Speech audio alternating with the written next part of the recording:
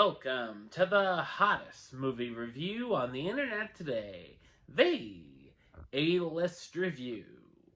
I'm your host, the Game Changer, Wes Troop. And if you've been watching the channel, you'll know that I am doing a series where I'm going back and checking out some of the films from the year 1997. And also, I am going through some of the great films in the Criterion Collection. So this is a film that hits both of those, and we are traveling back in our mint-flavored time machine to the year 1997, where we're going to check out a home invasion thriller that's not quite what you'd expect.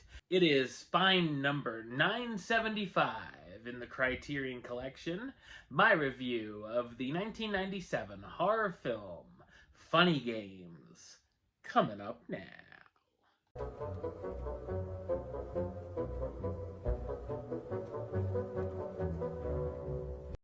The Schober family, Georg, his wife Anna, and their son Georgie arrive at their lakeside vacation home in Austria. On the drive in, they notice their neighbors talking to two Viennese young men that they don't recognize. Shortly after the family settles in, one of the men, Peter, asks Anna to borrow some eggs at the request of their neighbor. Soon Peter's friend Paul comes over to the home and won't leave when they are asked to. The family soon realizes that they're being taken hostage by Paul and Peter as they subject them to a number of cruel and sadistic games. So what did I think of Funny Games? I thought it's a compelling but twisted Austrian psychological horror film. It's written and directed by Michael Haneke, who's best known for directing films such as The Seventh Continent, The Piano Teacher, Caché, The White Ribbon, and more. Funny Games had its debut at the Cannes Film Festival on May 14, 1997, where a third of its audience walked out before the end of the movie, and it would make its way to the United States on March 11, 1998. As these invaders are playing games with the family, it feels like Haneke is playing games with the audience, as it's a different kind of film than casual horror or thriller film fans have come to expect. I definitely felt some vibes a la A Clockwork Orange, as well as some Hitchcock influence in certain shots as well. The camera work is certainly intriguing at times, as certain shots linger for minutes at a time, but of course it's effective. Almost all of the violence is done off screen, or even implied, or just missed in the shot, just showing us the aftermath of the situations. While it's not your run-of-the-mill home invasion flick, there's definitely a few times you may feel uncomfortable, as it feels like something we shouldn't be watching.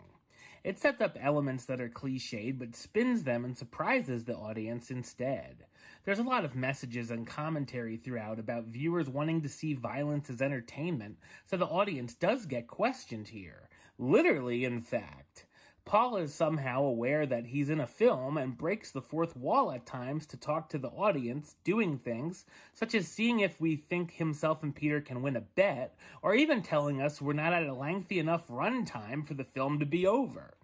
The film is filled with shocking moments, but one of the most creepy things is that we don't know why Peter and Paul, as they call themselves, along with other names such as Tom and Jerry and Beavis and Butthead, are doing this.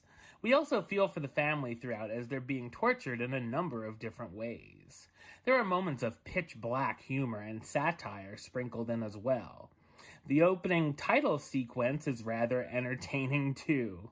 There are moments where the pace starts to drag a bit towards the end, and portions where it feels like it loses some steam. Nice performances from the cast, starring Suzanne Lothar as Anna, Ulrich Mew as Jorg, and Stefan Klapluzunski as Georgie, the family that's taken captive, and Arno Frisch as Paul, and Frank Gehring as Peter, the two young men who invade the family's vacation home. In 2007, Haneke remade the movie as a shot-for-shot remake, but this time in English with an English-speaking cast including Naomi Watts and Tim Roth, and a mostly American crew. Funny Games is a twisted thriller and a piece of shock cinema that challenges its audience in a number of ways.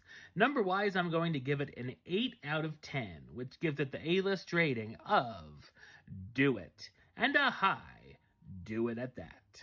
Alright, well that's the show. I'll be back with another review very soon.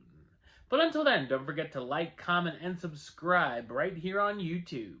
youtube.com/westside515. Like the show on Facebook, facebook.com/westtroupealist. And of course, you can follow me on the Twitter, Instagram, and Letterboxd at West A-List. Until next time, Troop out.